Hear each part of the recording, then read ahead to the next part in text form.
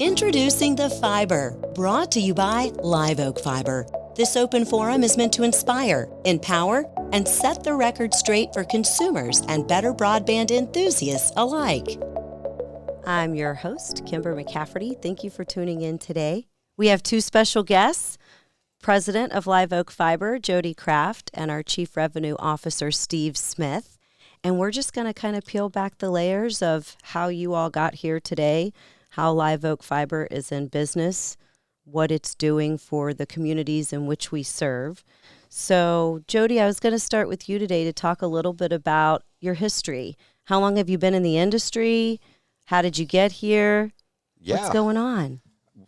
Great. Thanks for asking. That's a great question. I feel like I've been in it my entire life, Kimber, and which I'm happy about. Not everybody gets to spend a lifetime in a single industry, but I am wrapping up, I think, my 31st year in telecom. I started out in the Air Force, obviously in the very early 90s when I was a child, as most people do start in the Air Force. And they gave me a great technical skill set and foundation for telecom. And I left in the mid-90s and joined the commercial world and began to build out fiber networks in metropolitan areas for businesses is kind of how the sector really began to be competitive and build fiber out to places. So we were doing that in the 90s, and I've just, compounded on that success. I've been fortunate enough to build, global networks for some of the largest operators in the world and serve, the largest companies in the world with private networks and serve great rural communities with fiber to the prim. I'd say the last 13 years, either directly in functions I was in, managing service providers and their infrastructure, or from Steve and I had a consulting firm for 7 years prior to starting LiveOak. And that consulting firm really specialized in working with people who were trying to expand the digital infrastructure based on fiber in rural America. So that's kind of what brought us to this point. We found a like-minded investor in an infrastructure fund that cares about building out infrastructure in areas of need, and we have a passion for building in rural areas. And since we were so like-minded, we were able to put a plan together that we both felt was quite good, that would allow us to serve these unserved areas in the Southeast. And out of that, last July, LiveOak was born. I want a little bit of your history, Steve, and then I want to know how you two met and came together in this venture. Oh, wow. Goodness. Okay. This is a PG-13 show, This is a family show, right, family Kimber? show. We're just making sure. No. I think you can talk about whatever you want. right. Yeah. Oh, I was doing the math the other day, so this will be my 25th year in telecom. I started in 97, actually. And I got on with a company called, at the time, it was just changed their name to Quest. They're in Denver. And I didn't quite know what they did, but I got lucky enough to be in this well-funded startup, which was Quest. And Quest was building fiber on rail lines all over the U.S. And they had done this under a previous company. They had built the Sprint network, I'm dating myself, but they used to have a pin drop commercial. And that pin drop network was on that Quest had built. And so I was in the wholesale group, and we were building fiber all over the United States nationally. And we were connecting all these major cities, and I was the sixth guy. I was doing everything and I was in the sales and marketing and delivery team. We were all up on there at 555 17th Street. And it was so much fun because I learned everything there. And we had voice, we had toll-free, we had long distance we were doing, but fiber was the thing. The internet was just getting started. So I was at Quest a long time. I ended up doing all the proposal responses for Quest. And so I think one year I did like $1 billion worth of RFP responses. And I got to where I was like a machine. And so we were responding to all these companies that have all kind of rolled up at this point. But there was a company called UUNet, which was one of the largest ISPs in the country. And at the time, unbeknownst to me, Jody was one of the first 6 ISPs in the country, and that was one of our customers. I didn't know him at the time. But anyway, I worked myself into a position where I got to go to Boston, and I ran wholesale for Quest in Boston. I got all the Boston accounts and all the ones that couldn't pay their bills in New York City. And that was, that was my territory. And it was phenomenal. It was just an opportunity to see so much. And so we were, at that point, now we're connecting international carriers, and we were building fiber all over Boston and New England and these different areas.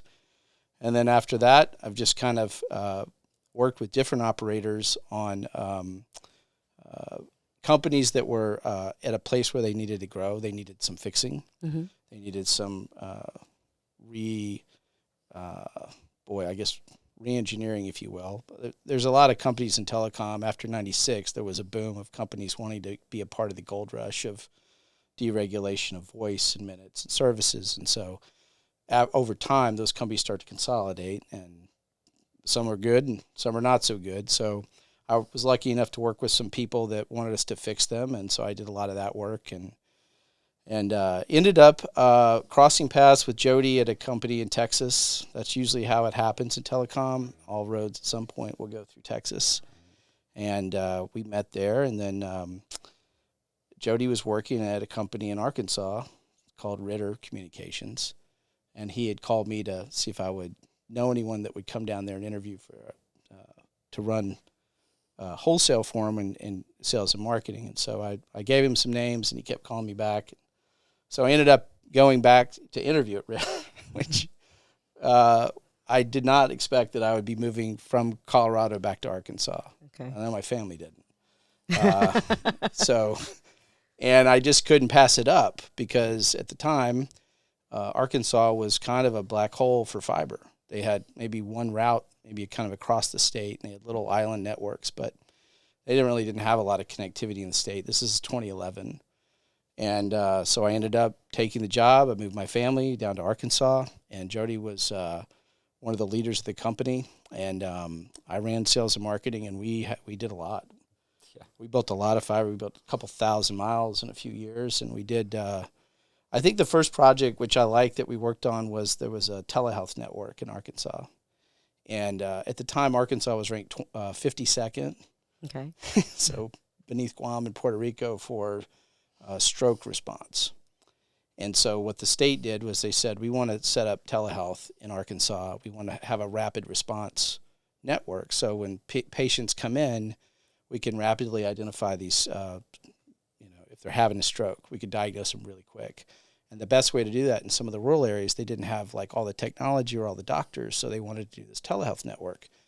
And it was incredibly impactful. So we ended up, I think we turned on, they had telehealth in every county. We ended up winning, I don't know, somewhere around 35% of the sites, but we had all of our sites turned up before anyone else turned up their site. But the result for the state is that it became like the gold standard for telehealth networks. It still exists today. And it was ahead of its time, really. I mean, I think the challenge was trying to get doctors to pay, but they were using that network. It was actively used, and it was really used during the pandemic. I wasn't there for that part, but it moved Arkansas up into the top 10 of stroke response. So even if you were in like some far off county, if you could get to a location that had that unit, you could talk to a doctor in Little Rock or Jonesboro or Fayetteville or Harrison, and you could get an immediate diagnosis, and they knew what to do. So. And all these years later, you two stuck together. How did that happen? Is it your sense of humor that you both share? Because I know that's what I enjoy. I was thinking about that as Steve was talking, because it's seldom in life that you make lifelong friends. We meet people that we care about, and there's seasons, with friendships, depending if they're business friendships specifically. And Steve's one of the few people that, has been really a lifelong friend. I felt like, when he and I met in Texas, we were not working for the same company. We were working for the same owners, but at different companies. Right. And we just had a real, connection. I liked his business philosophy. I had headed very large engineering and product organizations prior to meeting him. And, in those roles, 80% of the people you interact with are in sales, unfortunately, because we buy things in those functions. And, because of that, you kind of gain these biases about salespeople and things like that. And Steve was in sales, and I really liked his approach and his ethos and his character. And just as I got to know him more and more, he was a friend before he was anything else. And when I got to Ritter, it was a 100-year-old independent telephone company in Northeast Arkansas in the Mississippi Delta. And it was a company that really was trying to transform into what it is today, an active overbuilder, a regional power, a regional provider that's truly making a difference in the states they're in. And, the first person and only person that ever came to my mind was Steve when thinking of that mission, because I knew, I kind of knew this person somewhere in my soul, I guess you'd say. Sure.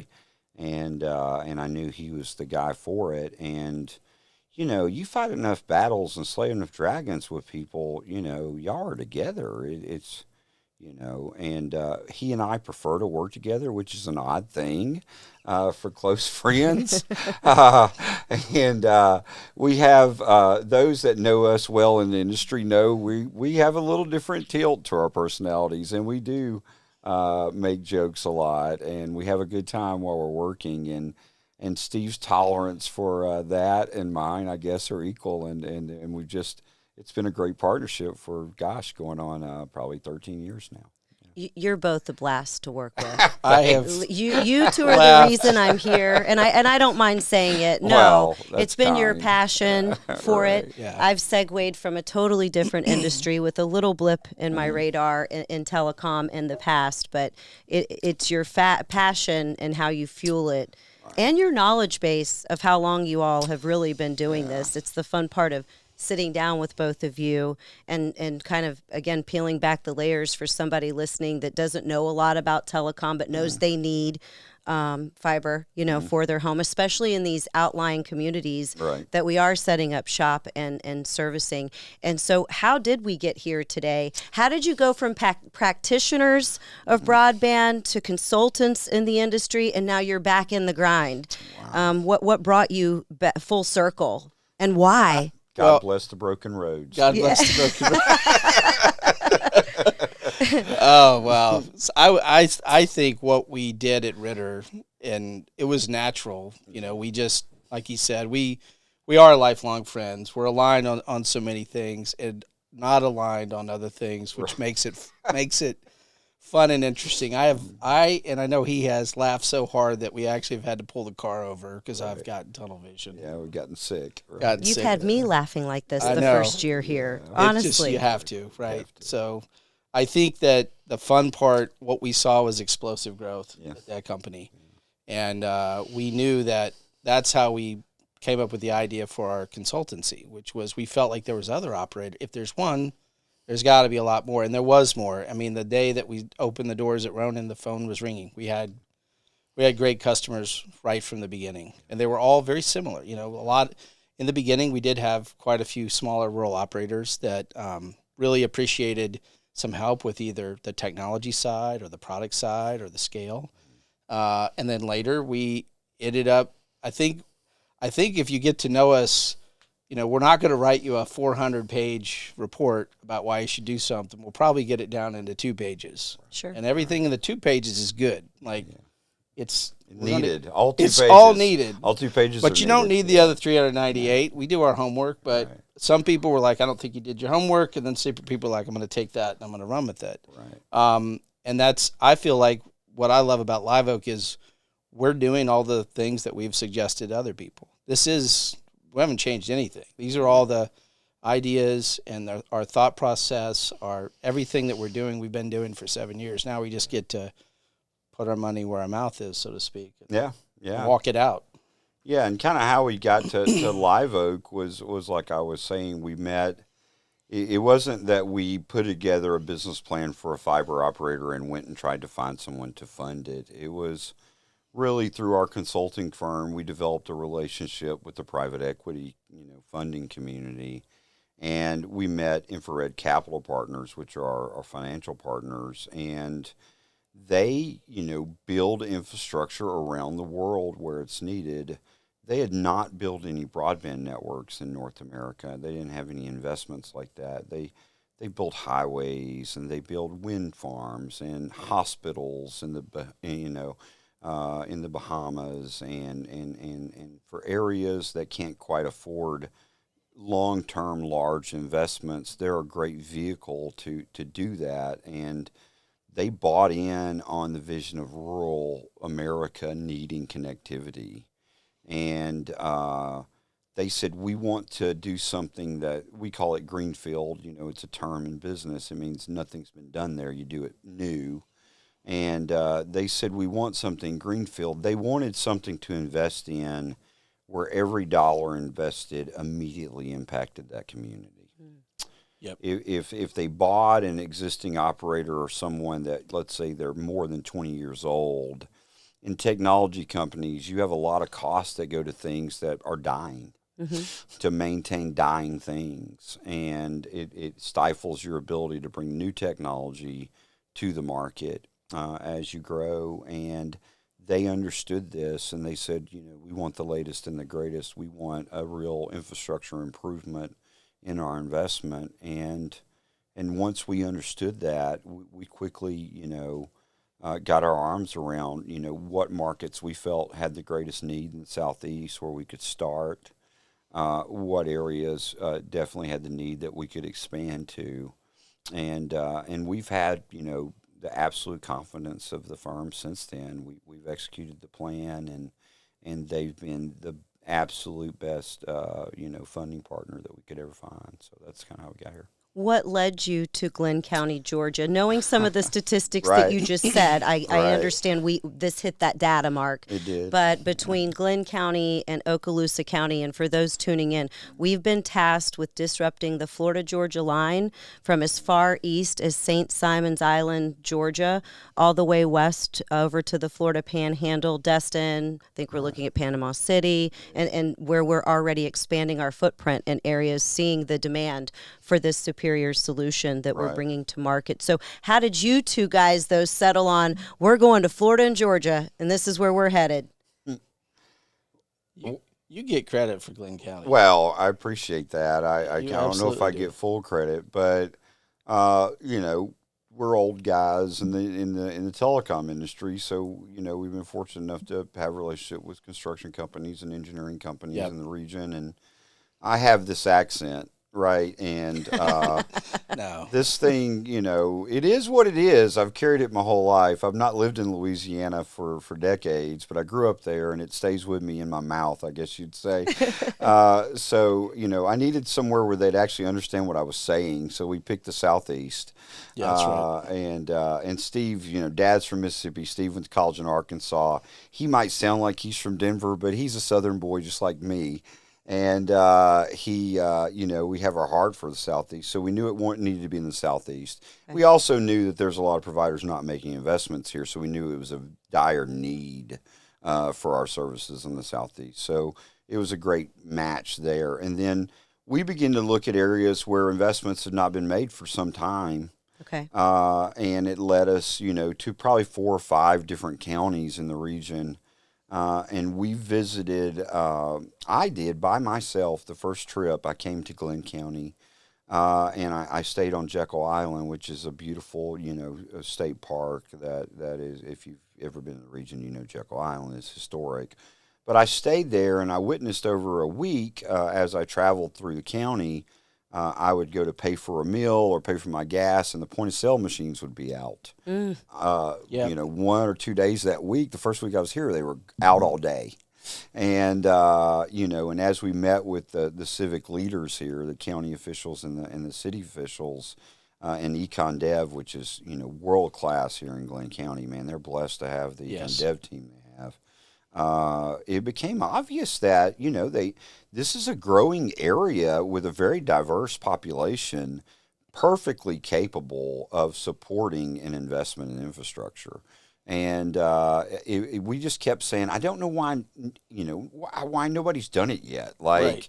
it really perplexed us. So when we really figured out nobody was doing it, this became, the top of the list. And That's right. and much like that, Steve and I made the next trip to Florida together, and we got to Okaloosa County, and man, there's leadership in Okaloosa County that has vision for decades Sure. and plans for growth for decades. Crestview alone has experienced the most growth of any town in the state right now in the north side, and they're getting a lot of attraction for that. And their infrastructure is inadequate for remote work, for serious business right now. I mean, I'm not, making things up. You can talk to any of the county and city officials. They need a better infrastructure. And so much like Brunswick and Jekyll Island and St. Simons in Georgia, Okaloosa County was something that we really stood there as lifelong telecom people thinking, why is an investment not been made here? It's very, really a problem. So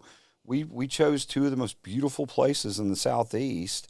And fortunately, we were able to build there, and we're experiencing that success now. But that's how we got there. Those other towns and counties are still on the list. We just haven't gotten to them yet. But these two rose to the top just because of the obvious need and the obvious quality issues that existed, that we felt like we could be most impactful here to really demonstrate what a modern fiber-based broadband provider can do to the market to really fuel our growth past these two counties through the region. So it leads me to, can we spell out for those listening our why? Mm-hmm. And then what separates us? What makes us different? Why is our solution better for somebody tuning in that wouldn't understand fiber optics, a better infrastructure, the need for it? Right. So our why and what makes us different. I think the why is important. We looked at, when we were forming the company, we kind of took the book Simon Sinek, Finding Your Why. Mm-hmm. And if you have a why, then there's a reason you come into work that drives passion, it drives enthusiasm.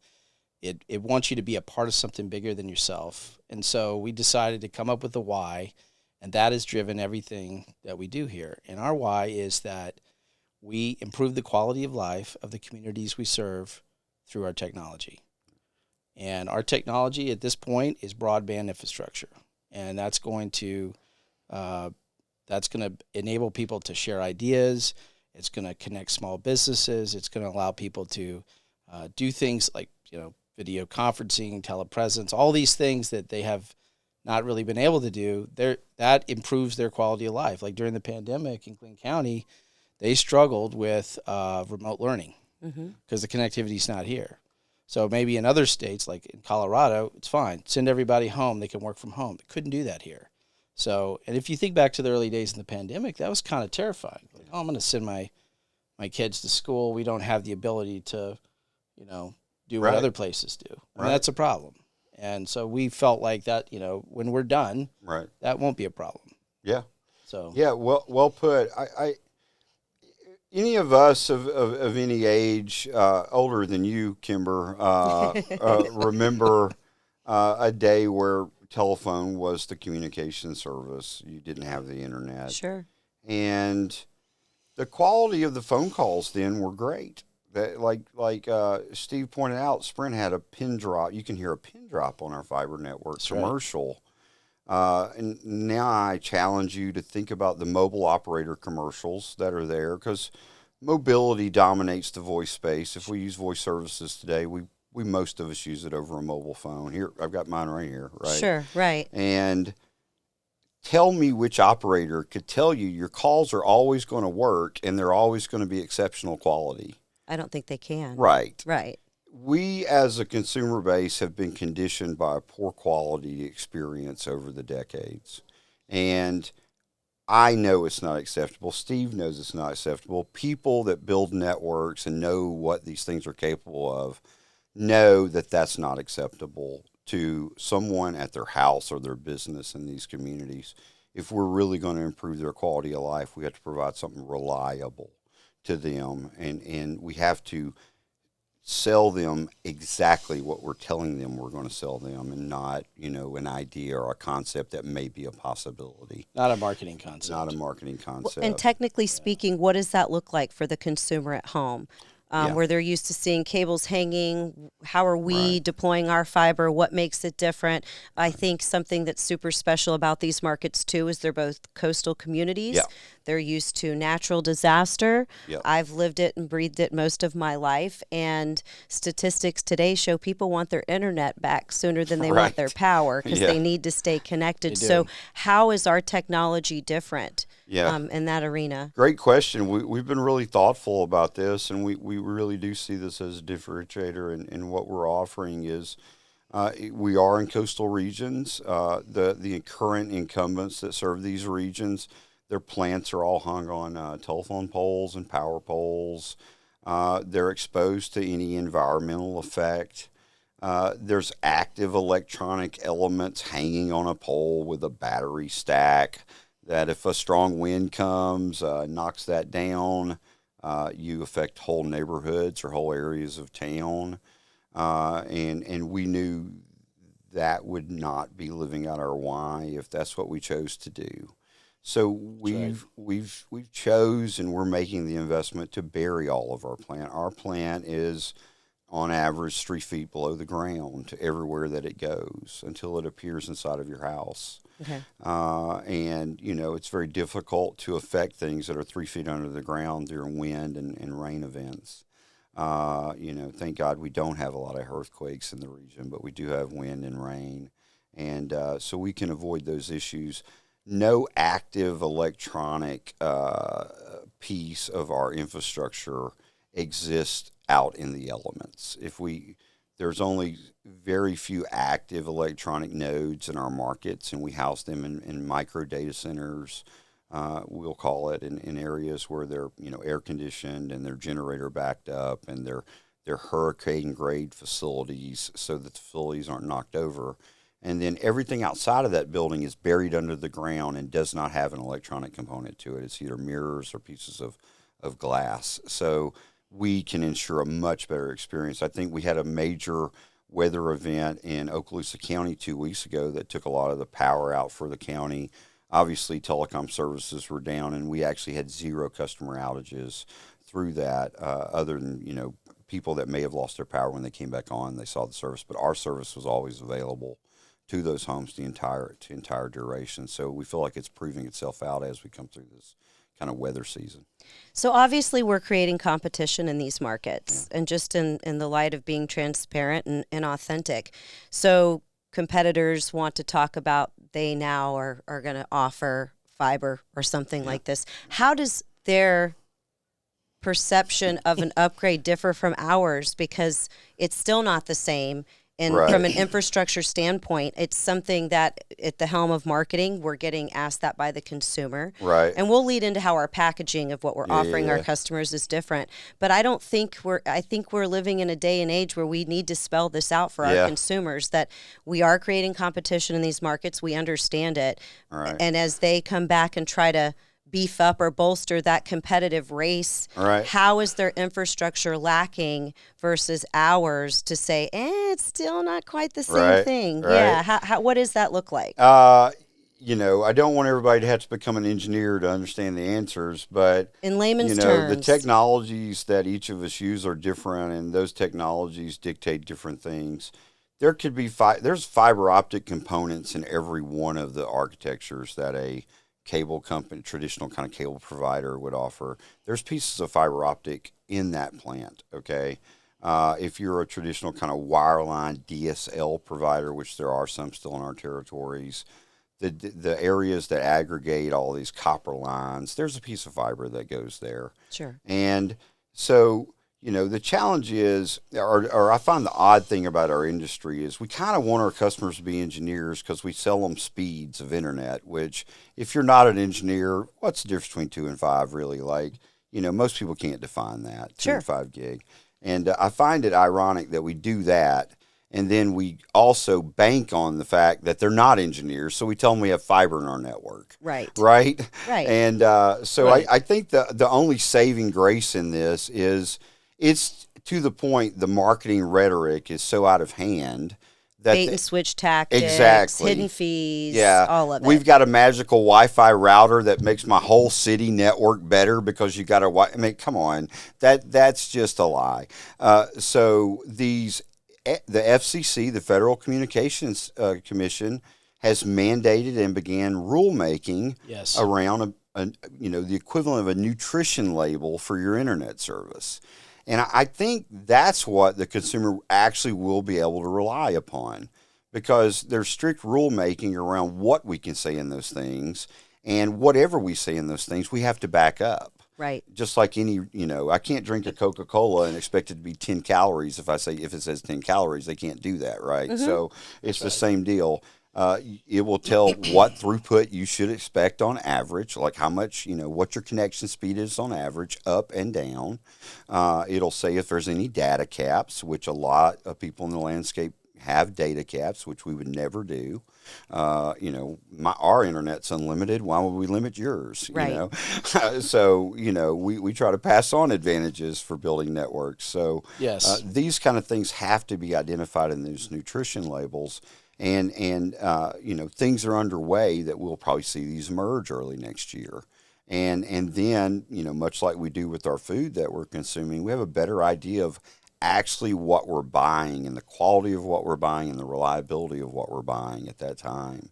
And I think that's really going to be fundamental for our business. That will truly demonstrate the variance between the quality of service we're offering and intend to continue to offer versus what might be available in the market that day. Sure. Yeah, I think that's going to be the fix. And you and I, Steve, have worked really close this last year on now how we package that for the consumer.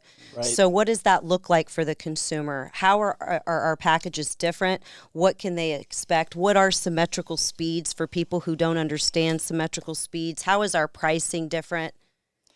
So first off, what I love about LiveOak is a lot of the people we've hired are not from telecom. Right.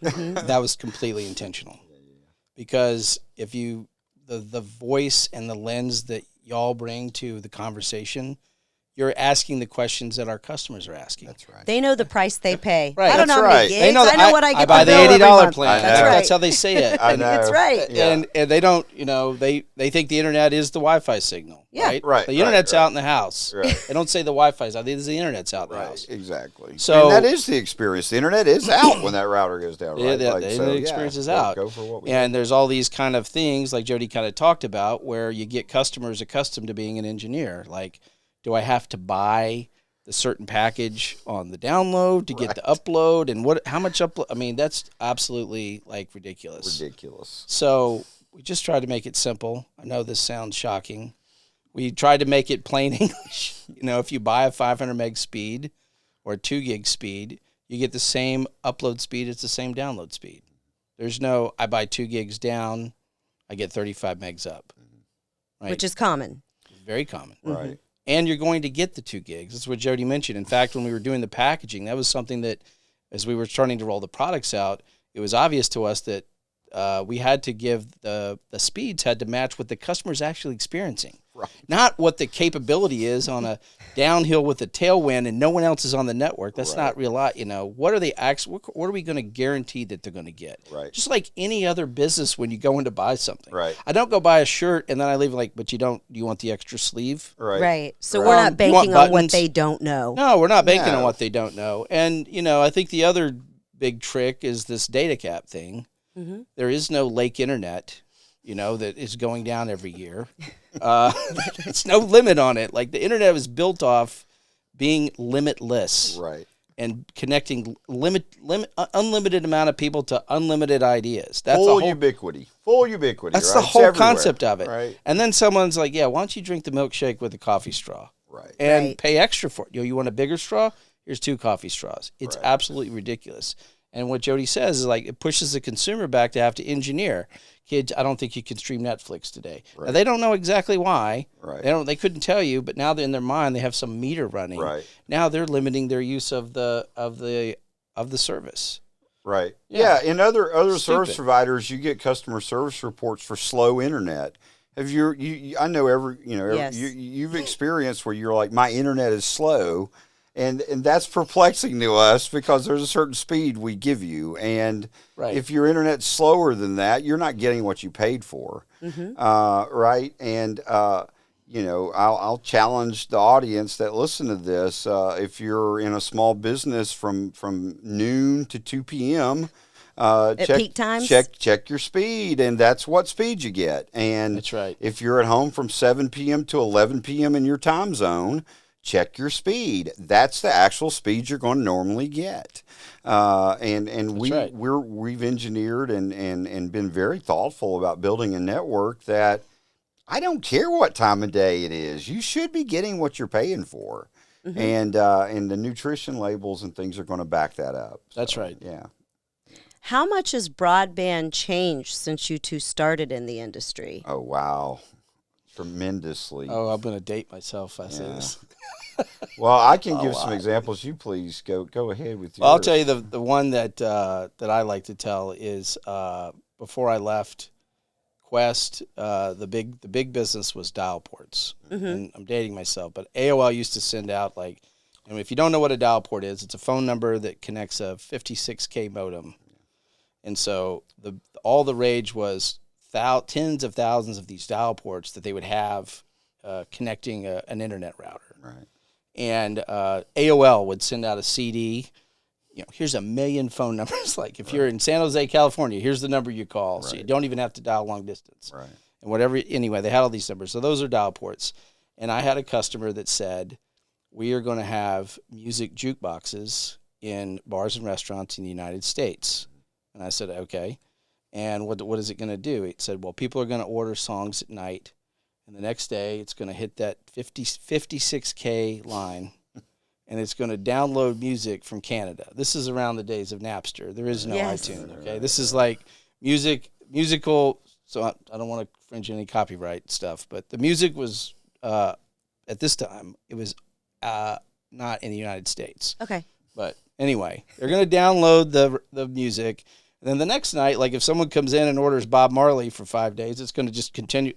She said it's going to think about what they like, and it's going to find other songs. Right. What does that sound like? Sounds like Pandora. Yeah. Sounds like Spotify. Right. Sounds like all these. And I was like, yeah, sure, whatever. So I sold them dial ports. Those machines are all over the United States to this day. Yeah. Now they're connected to broadband. They're touch tuned. That's what it is. So if you're in a Waffle House, if you're in a bar, a restaurant, there'll be a TouchTunes jukebox, and now they have an app. But now it's working connected to the music. Actual broadband. With actual broadband. Now it's probably live downloading those songs. So if someone's hitting Sturgill Simpson or Chris Stapleton or Tyler Childers or God forbid Morgan Wallen, they can get all it's going to hit all those albums right away, and you can play them. Also, there's an app that the user is using. But the first generation of those was literally a jukebox. They'd search through and they'd pick that song and hopefully it would make that modem. If it didn't have it, it'd make that modem noise and it would call that dial port. So that's really internet. Yeah, I was at my perspective from the engineering side is when I was leaving the Air Force, it was roughly 94, 95, and I was stationed in England, and we got a high capacity circuit to the U.S. for the internet. Okay. And it was for our entire base, and we were the telecom branch, so we put it in and connected it.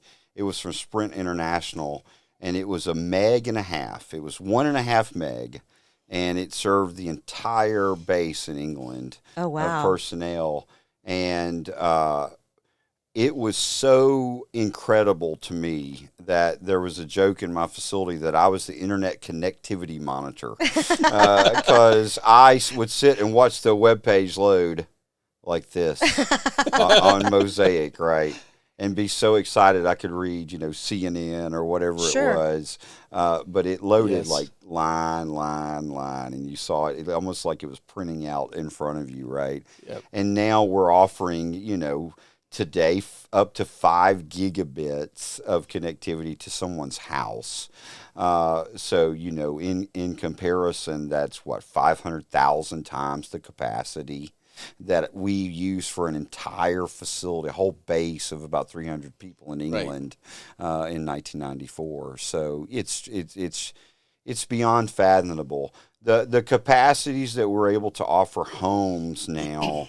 John Chambers, the charismatic, the famous chairman of Cisco Systems, would stand up at conferences in 1997 and 98 and say, someday in our core of our networks and the giantest connections we have, we'll be able to do 10 gigabits between these devices.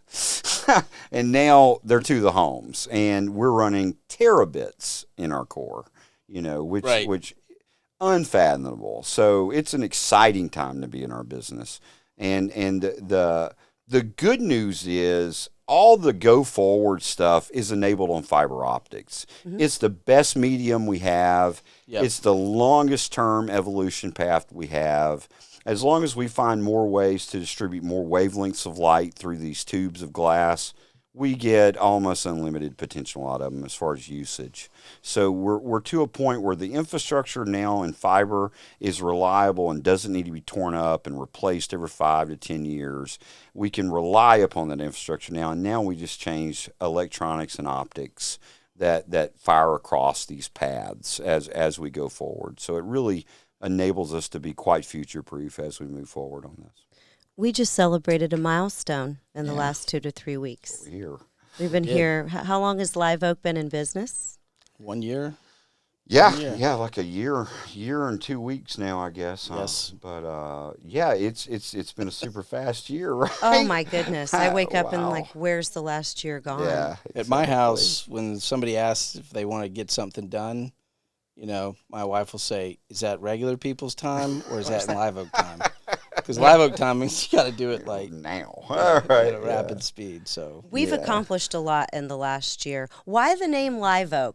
LiveOak Fiber.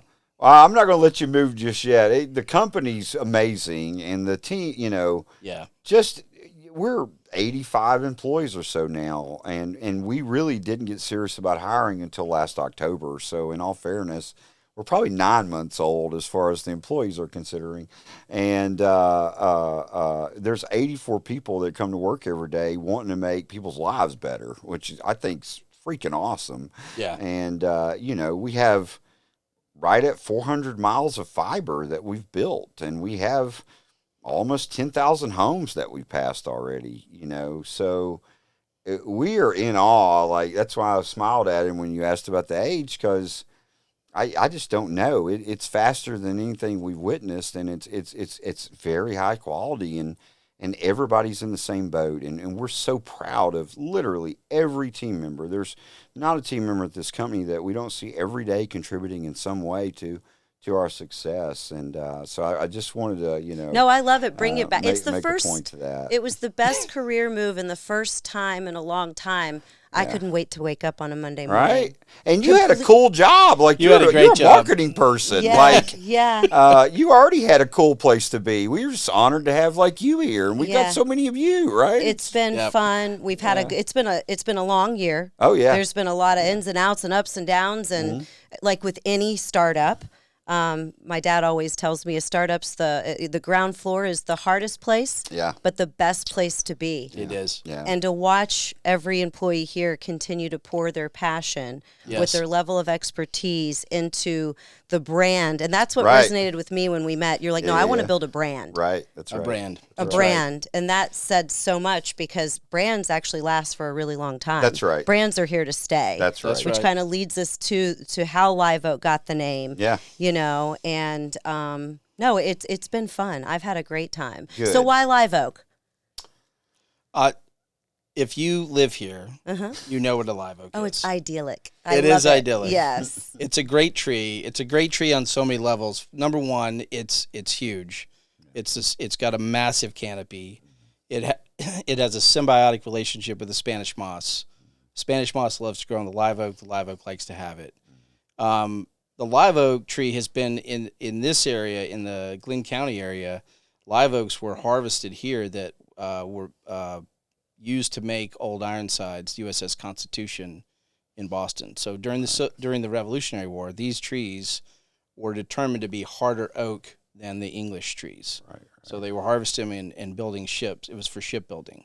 The tree is it's iconic. It's an evergreen tree. All the storms that hit these areas, the live oak trees are there. after the storm. That's right. Yeah. That's right. And they grow, the southern live oak, we don't say southern live oak, obviously, but it's the southern live oak. The southern live oak grows from the Carolinas around the coastline to Louisiana. It's a tree of the Southeast. We want to, that brand we're asking you to build, and you've done so great with, is a brand of the Southeast. We want to be the provider of the Southeast. We don't have aspirations, nor will you see us. I think I can say that. Nor will you see us building in Pennsylvania or great markets everywhere, but Ohio. It's not our region. We're really a provider that's dedicated to the Southeast and improving that. And so Live Oak only made sense, right? Even in North Louisiana, where I grew up, we had a tree swing on a live oak out front, and that was very much part of the fiber of the world I came from. I grew up in it. It reminds me of home, and so we want our customer base that know this live oak, and they all do, to see us as just as familiar of the infrastructure as that live oak. That's right. Just if you're going to get internet in the Southeast, it's live oak's the way to go. They're everywhere, and they do a great job, and we love them, and they're ours. How well received have we been? Oh, gosh. Between the local dignitaries to the community at large, how fertile have these areas been, and what has the response been like for Live Oak Fiber as we've kind of set up shop, established brand awareness, deployed fiber? I think Jody touched on it, but I'll say this. The economic development teams in both these counties are unparalleled. Right. And it's Ryan Moore here in Glenn County, and it's Nathan Sparks in Okaloosa County. That's right. And when we connected with them and they understood what we wanted to do, that was it. Like, they helped us kind of navigate. They brought in stakeholders. Yeah. So the meetings we would go to would have government officials, we'd have business leaders and chambers, and it was a resounding, like he said, we've had this on a plan, but we haven't got to it. Honestly, the hardest thing in the beginning was convincing people we did not want money from them. Right. Yeah. But they wanted to hug you. I've been in places where people got up and hugged you. God bless you. Yeah, I know. That has happened. And the story I like to tell is, because I know he's listening, is one of our first technicians. He was not, so at the time I think we had like 5 people. Okay. We just hired Casey Williams. He's phenomenal. We give him the hat, and the hat only has the logo. It actually doesn't have any website on it. Okay. Just has words. No words. Yeah. Just our icon, our brand icon. Our little icon. This is when I knew it worked. And we were in a sports bar, as we are every fall, watching the Broncos get beat. Yeah, it's something we do. Yes. And there's a big guy at the bar, and he's looking at his phone, and he's looking at us. And then when he came over and he said, we had our hats on, and he said, "Are you Live Oak?" And he had it up on his phone. It was Joel. Oh, okay. Joel Place. And he's great. He's phenomenal. He's phenomenal. And he's like, I want a job. I want in the fiber business. I know the power of fiber. I know what it means to the customer. I've been asking for this, and I want a spot. And so we interviewed him, and I think Joel was one of our first technicians. Yeah, he's also our first tech supervisor. That's right. That's the story of Live Oak. Y'all show up and be your best. It's amazing. And don't get emotional. I know, right? Like, I've seen you both cry this year. Well, it's I'll tell fantastic. them. Since I have allergies. I know we get allergies, but it's that special. I'll tell them, Joel. I think he cried that night. I think he got so excited. Steve and Joel cried that night about the job. I did hold Joel, and it was great. Yes, and I'm not ashamed to say it. And we love that dude. He was able to hand out the kind of welcome check to our first customer. He's in that video, right? And he made the video because he was like employee 6 and got it and was so passionate about it right away, right? Yeah. So. Well, like after we started kind of, you buy like the swag, like everyone just wants the logo on the patch. Right. They just want the patch hats. You want them? No, I want that hat. I want the Richardson 112 with the patch and the navy. That's it. That's all they want. That's all they want. In all my years in marketing, it's been humbling to see how quickly we've been able to engage the communities. establish our brand awareness, which only speaks to the need and the fact that we've localized the way that we have and Right. hired local people. And Right. we talk the talk, we walk the walk, we'll sit down at the table with you. But the brand identity, just through the Acorn alone, 1 year in, is there. Oh, yeah. And that's been really, really fun to see. So what's next for LiveOak?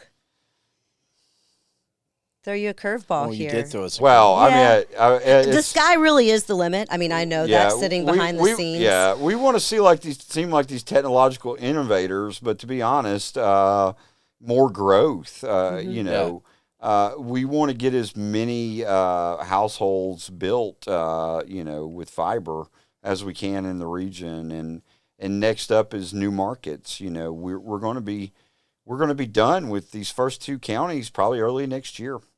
We've Wow. been moving very quickly, and we've been able to raise enough capital to really propel us for the next couple of years with very aggressive construction, and so we're going to move into some new counties. Probably, well, not probably. I know we'll move into 1 new area, 2 new counties in the fourth quarter of this year. So there'll be announcements for that. And we're also expanding our presence through some other smaller acquisitions, just so we can get there faster. Okay. And those will be coming to light, you know, in the coming months. So stay tuned. I mean, yeah, we're as young as we are and as small as we'll ever be, right? We're as young as we'll ever be and small as we ever be, and if the company continues this you know, trajectory, which I believe it will, it's real reassuring every day I come in that we're going to, you know, we're going to achieve this vision of really serving these areas in the Southeast that need it. And so we're coming. If we're not there, we're coming near you. And LiveOak Country's on the way. LiveOak Damn, Country's, Skippy. yeah, It's happening. It's LiveOak Country, right? You couldn't stop it now. Yeah, No. exactly. You couldn't slow it down now. No, not even if we wanted to. Actually. No. Well, thank you both for taking the time. This was perfect. Thank you, Kimber. I think it's nice to be accessible and let people listen to and see Yeah. the 2 men behind the scenes. It's making it all happen.